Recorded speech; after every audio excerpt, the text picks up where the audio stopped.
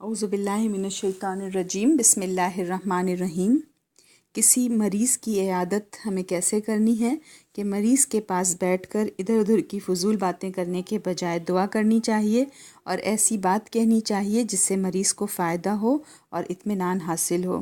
پھر مسنون الفاظ سے دم کرنا چاہیے، کیونکہ نبی اکرم صلی اللہ علیہ وسلم کا طریقہ تھا کہ جب کسی مریض کے پاس جاتے تو اپنا دایاں ہاتھ اس کے جسم پر پھیرتے اور یہ کلمات کہتے: اذهب الباس رب الناس واشف انت الشافی لا شفاء الا شفاؤک شفاء لا یغادر سقما۔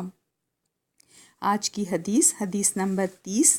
کہ مریض کی عیادت کے وقت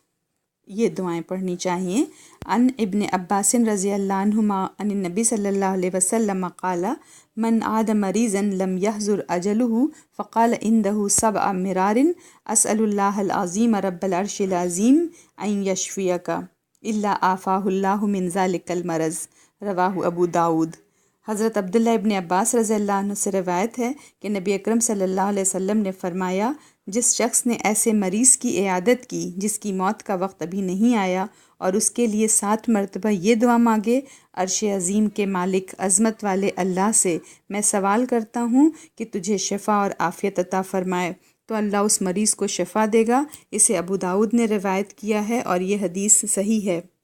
اور ایک اور حدیث ہے، حدیث نمبر 30 ان عائشہ رضی اللہ عنہا قالت: کان رسول اللہ صلی اللہ علیہ وسلم اذا اشتکا منا انسان مسحہ بیمینہ ثم قال: اذهب البأس رب الناس واشف انت الشافی لا شفاء الا شفاؤک شفاء لا یغادر سقما، متفق علیہ۔ حضرت عائشہ رضی اللہ تعالیٰ عنہ فرماتی ہیں: ہم میں سے جب کوئی آدمی بیمار ہوتا تو رسول اللہ صلی اللہ علیہ وسلم اس پر اپنا دایاں ہاتھ پھیرتے اور یہ دعا فرماتے: